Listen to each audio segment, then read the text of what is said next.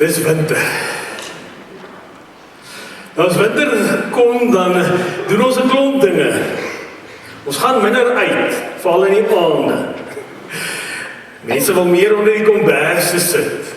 Ons trek warmer klere aan. Ons maak die vensters toe. Ons sit nie meer so baie buite nie, veral nie as dit laat word nie. Ons sit die verwarmer aan. As jy 'n kachel, gelukkig is om 'n kachel te hê, dan stekel jy die kachel aan. Ons het so lekker daarby Clarence kachelvuur gemaak, nou die week toe ons weg was. So lekker. En jy skuif nader aan die vuur. Iemand wat koud is, gaan verder weg van dit wat vir jou warm maak nie.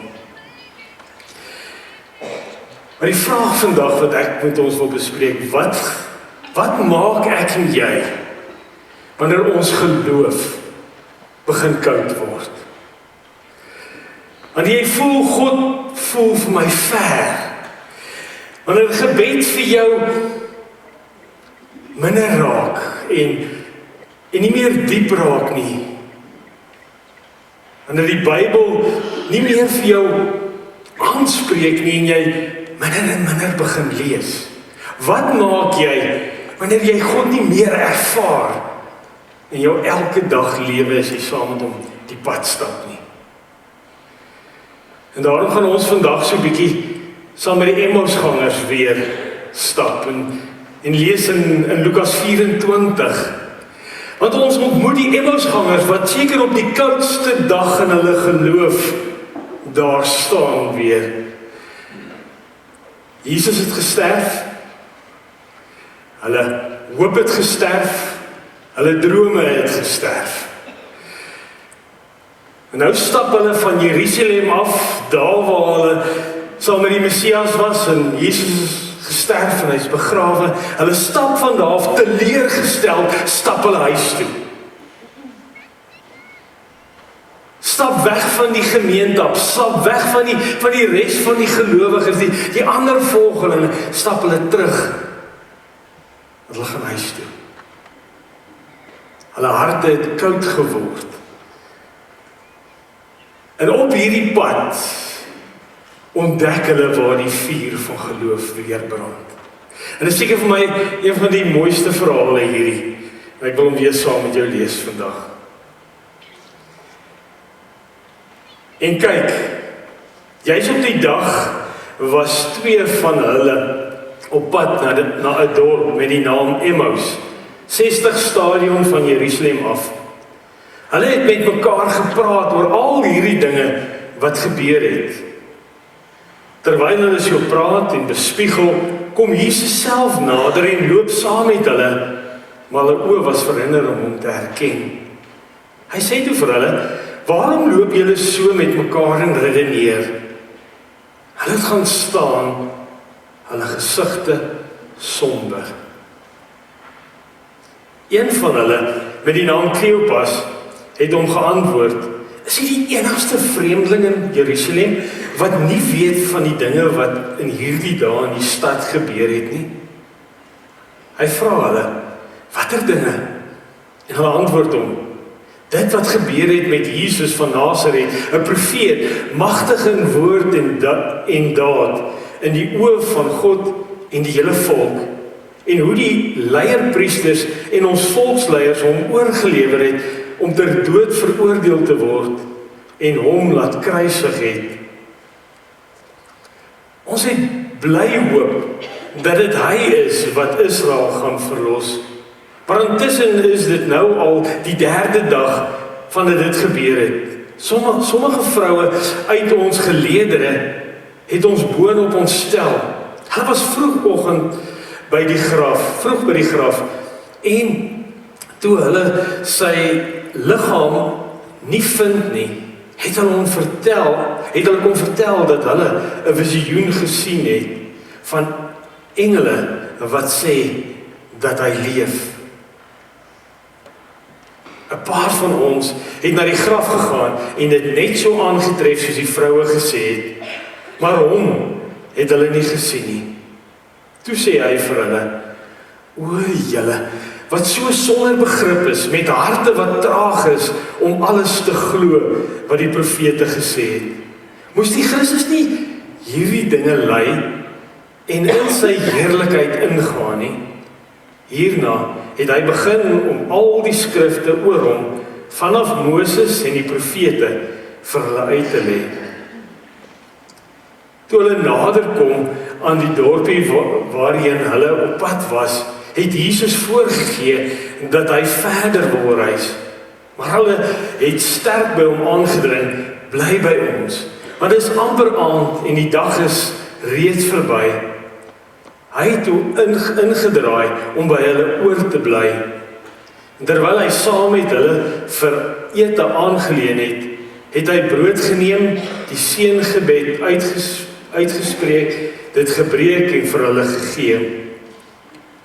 Toe is hulle oë geopen en hulle het hom herken. Hy het egter uit hulle sig verdwyn en hulle het vir mekaar gesê, was ons harte nie brandend in ons toe hy met ons langs die pad gepraat en die skrifte vir ons uitgelê het nie. Hulle het onmiddellik opgestaan en na Jerusalem teruggekeer, waar hulle die 11 en die ander saam met hulle by mekaar gevind het. En hulle het gesê, die Here is werklik uit die dood opgewek en het aan Simon verskyn. Hulle verduidelik toe wat op die pad gebeur het en hoe hy met die breek van die brood aan hulle bekend geword het. Een van die dinge wat ek herken as ek na hierdie storie kyk is dat ons harte word baie keer koud wanneer ek en jy buite God se storie begin leef. En dit is waar van die Emmausgangers. As jy hierdie gedeelte lees, dan sê hy, dis die Emmausgangers ons het gehoop dat hy die een sou wees wat Israel sou verlos. En jy is in hierdie antwoord, sien mens al klaar die probleem, ons het gehoop. Nou dit gaan nie oor die hoop nie, dit gaan oor hulle weergawe van hoop. En dis waar die probleem nie. Sien, hulle het 'n storie gehad. Hulle het 'n verwagting gehad wat Jesus moes doen vir hulle. Hulle verwagting was, hulle storie was, Jesus moes Rome verdryf. Hy moes Israel herstel en hy moes die volk bevry het. En alles het nie uitgewerk soos hulle wou gehad het volgens hulle storie nie. En daarom is hulle teleurgestel, daarom is hulle koud, daarom stap hulle huis toe, want dit is verby. Maar min het hulle besef dat Jesus besig was met 'n baie groter storie as hulle storie en hulle verwagtinge. Hulle wou 'n politieke koning hê en Jesus het gekom as verlosser om sondes te vergewe. Hulle wou tydelike bevryding hê en Jesus wou ewige bevryding bring. Hulle wou hê God moet in hulle storie werk. En dis waar dinge baie keer verkeerd loop. Dis waar ons baie keer koud ry. Want God moes in hulle storie werk op hulle manier en as dit nie so gebeur nie, dan raak hulle teleurgesteld. Raak hulle koud. Want dit is juist wanneer ons besef maar God se storie en my storie bots, dit is nie dieselfde nie. Dis wanneer mense so teleurgesteld raak en eintlik se lewens begin koud raak vir God. Wanneer ek en jy begin dink, maar as die Here my liefhet, dan sal my probleem weggaan. As die Here vir my sorg, dan sal hierdie verhouding tog moes nou werk. As die Here daar is, dan gaan moes my pyn en my hartseer verdwyn. Maar die dinge dan anders loop as wat ek verwag, soos ek graag dit wil hê, dan begin die koue so stukkie vir stukkie in ons geloof insluit. En eintlik wil die Here eintlik vir my en vir jou kom help om iets te kom verstaan, dat dit gaan nie oor my en jou storie nie. God wil hê ek en jy moet ontdek dat hy 'n baie groter storie het, waar hy ons eintlik innooi in. Ek en jy is nie die hoofkarakter van die verhaal nie, al dink ons baie keer so. Dit gaan op die eind, dit gaan oor hom. God is nie daar om my en jou gelukkig te maak in ons lewens nie. Maar God wil my en jou laat verstaan wie hy is en waarvoor hy my en jou innooi, sodat ek en jy in verhouding en in warmte elke dag saam met hom kan leef. As ek en jy begin dinge werk nie uit in ons lewens nie, dan raak ons koud, ons raak moeilik. Ons bevraagteken God as dinge nie gebeur nie. In plaas van om raak te sien, God is besig met 'n groter storie. En daar's 'n klomp tekens wat ons in ons lewens kan raak sien wanneer hierdie goedjies gebeur. Dink bietjie daaraan. As krisis of probleme voor ons deurskop, dan raak ons baie keer krities oor dinge. Ons raak minder geduldig. Ons raak makliker kwaad en opvleend. En dit gebeur nie soos ek wil hê nie. En dan stukkie vir stukkie raak ons kouer. Stel nie meer belang nie. Ons trek terug en ons begin meer en meer fokus op my belange en dit wat ek. Dan gaan ek dit maar self probeer regkry. Dan raak ons minder betrokke by God se werk en God se mense. En ons raak krities teenoor die kerk ook. Alles tekens van ek begin die middelpunt van my storie raak en dinge gebeur nie soos ek dit wil hê nie. Maar God wil my en jou eintlik innooi om te verstaan, luister, dit gaan nie oor my en jou storie nie. Dit gaan oor 'n baie groter storie in 'n verhaal waarin ons innooi. En miskien is dit nodig dat ek en jy ons storie kan neersit. Dat ons baie meer warmte en geluk en vreugde gaan ervaar wanneer ons deel raak van sy storie. Ons lewens begin eintlik sin maak as ons lewens begin leef in God se storie. En nie in, hy moet saam met my die pad stap nie. So die vraag is nie, hoe pas God in my storie nie, maar die vraag is liewer, hoe pas ek in God se storie? En dan sien ons in hierdie verhaal, hoe harte warm raak wanneer ons in God se woord is. Wanneer mens God weer hoor praat, dis wanneer mens warm word in die geloof. Wat doen Jesus met hierdie teleurgestelde disippels van hom, wat huis toe stap, Emmaus toe stap? Hy doen nie 'n wonderwerk nie, hy verander nie hulle omstandighede nie, hy begin by die skrif. En hy het by Moses en al die profete begin en vir hulle uitgelê wat in al die skrifte op hom betrekking het. Jesus vat hulle doodgewoon terug na sy woord toe en sê, maar hier is God se storie.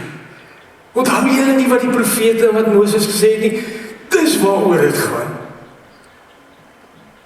En soos hy vir hulle wys, so begin hulle eie getuienis begin hulle harte warm raak. As ek en jy wil verstaan wat God doen, is dit so nodig dat ek en jy na God gaan begin luister, na sy woord begin luister, waar hy die middelpunt is. As ons koud voel, is dalk die eerste ding wat ek en jy doen, is om meer tyd in die woord te spandeer. Want dink bietjie in jou eie lewe waar dit al gebeur het met jou, waar jy minder begin in die woord lees, hoe minder wil jy lees. En hoe kleiner word die gedeeltes, en hoe meer vaart in between raak die gedeeltes wat jy lees. Dan skiep jy 'n dag, skiep jy 'n tweede dag, skiep jy 'n week, jy skiep 'n maand. En later vergeet jy wanneer laas het jy die Bybel gelees. Maar hoe meer ek in die woord is, hoe meer het ek begeerte om God se stem te hoor, om sy woord te verstaan. En dit is so belangrik wanneer ons teleurgesteld is, dat ons nie terugtrek nie. Wanneer ons seer gekry het, is om nie op te hou luister nie, maar dit is juis in daai tye wat ons gaan moet verdiep in God se woord. Ek het net weer bewus geword die afgelope tyd, so back in memory lane gaan, onthou julle voor WhatsApp en e-mail, het ons mekaar briewe geskryf. Weet jy of jy ooit vir iemand waarvoor jy lief is 'n brief geskryf het nie? Jog, dit was die lekkerste ding gewees. As jy daai brief lees, en jy lees om, jy hoor daai persoon se stem eintlik terwyl jy daai brief lees. En dis ek en jy net weer ontdek, God se woord is 66 liefdesbriewe wat hy vir ons gee. En dis ek en jy maar net besef, hier's 'n liefdesbrief, dis nie 'n stel reëls en 'n klomp net wette nie. Maar God wil graag my en jou ontmoet, en hy wil sy liefde met ons deel, en hoe meer ek en jy dit lees, hoe meer verstaan ons die groter prentjie, ons verstaan God se storie, ons begin die stem van die Vader hoor, ons begin die verhaal van die verlosser sien, die uitnodiging van die Gees, en dan begin ons eintlik besef, ons staan nader en nader aan die vuur. Nader ons in die woord is, hoe minder is ek selfgerig. Dan gaan dit nie meer oor my plan nie, maar ek het die begeerte om meer en meer te luister en God se stem te hoor. En hier kom die tweede ding, wat verskriklik belangrik is, as dit winter word in my geloof. Ons harte word warm, wanneer ons saam met God se mense begin leef. Nee, maar die geneigtheid nogal is wanneer ek koud word in die geloof, onttrek ek gewoonlik van gemeenteaktiwiteit. Ek onttrek van ander gelowiges af, wat eintlik seker die slegste ding is wat ons kan doen. As jy kyk na die Emmausgangers, hulle verhaal hou nie op. Daar wil hulle in die huis sit na Jesus gebreek het en Jesus het verdwyn nie. Hulle verhaal hou nie op nie. Wat doen hulle? Hulle gaan terug na die ander gelowiges toe. Hulle gaan juist weer daar na die geloofsgemeenskap toe. Hulle begin daar met mekaar deel oor hulle getuienisse, dit wat hulle net beleef het. Sien, God het ons gemaak om saam te leef as kinders van die Here, om saam te dien. Ons het mekaar nodig. Die skrif sê dit oor en oor vir ons. Ons het mekaar nodig. Mekaar se getuienis het ons nodig. Ons het mekaar se gebede nodig. Ons het mekaar se ondersteuning nodig. Ons kan nie daar sonder nie. As ons daar sonder probeer leef, gaan ek en jy koud word. Want sien, die Here werk deur sy liggaam. Die Here het juist sy kerk, my en jou gegee, en dit beskryf ons as Christus se liggaam wat sy werk voortsit. So waar ek en jy as gelowiges saam is, vervul ons die funksie van Jesus se teenwoordigheid.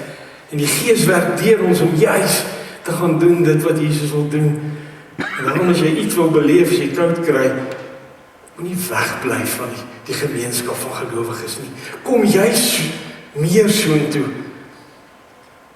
Want hoe meer jy saam met ander gelowiges die getuienisse hoor, die verhaal, die woord hoor, hoe meer word ons geloof versterk. Hoe meer ons saam bid, hoe meer ervaar ons die eenheid in Christus.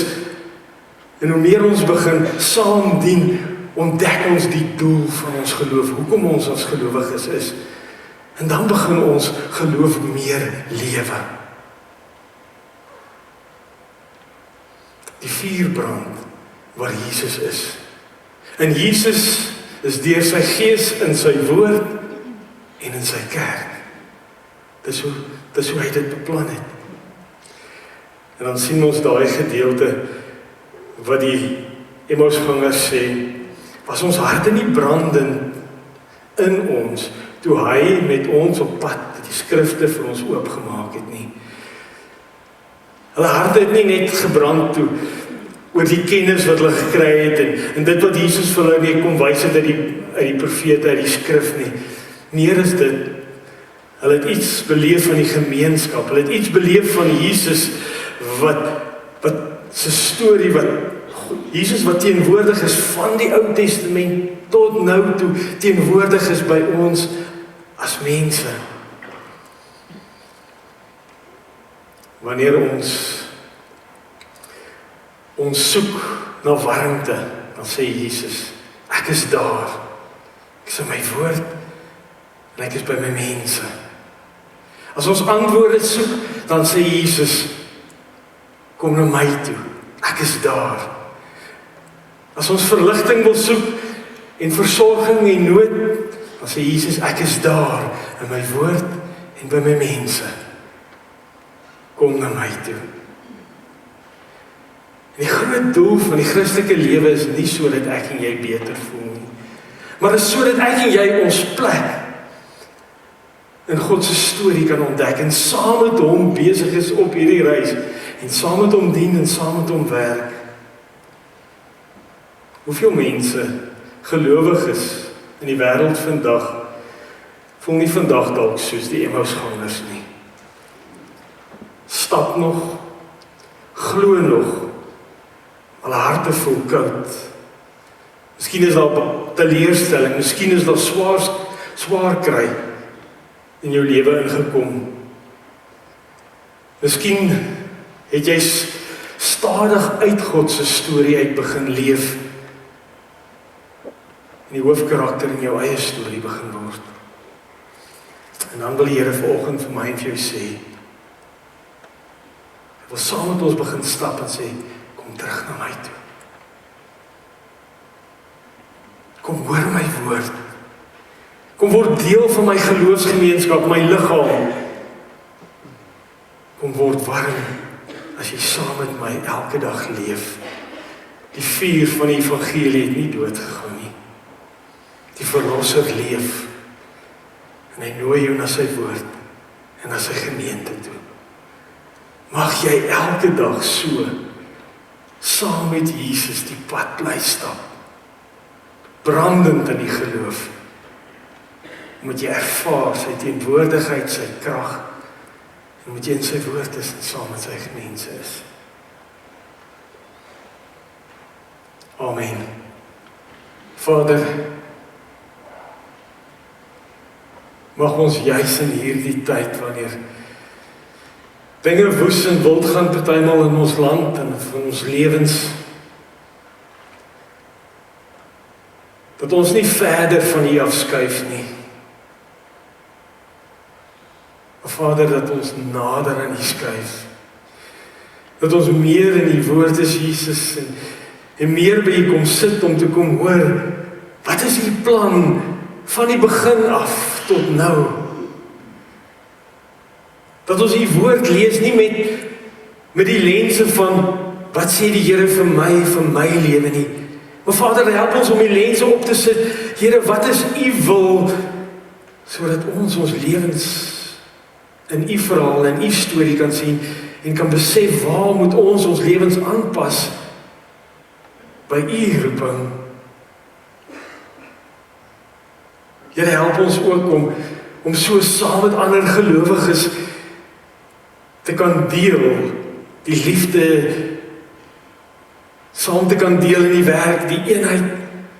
En mag ons ook so instrumenteel wees as 'n gemeente, om die wat koud geword het in ons gemeenskap, nader te bring aan U. En Here, help ons om elkeen van daai verskonings, wat op hierdie stadium in die pad van elkeen van ons lewens staan, hoekom ons nie saam met iemand die pad wil begin stap nie. Help ons om daai verskonings weg te vat. Mag U storie ons aanmoedig. Mag U roeping so lewendig word in ons lewens, dat ons nie anders kan as om gehoorsaam te word. Om te getuig, om te deel, om te bid, om te bemoedig, om te dra nie. Ons gebed in Jesus naam vra ons dit. Amen.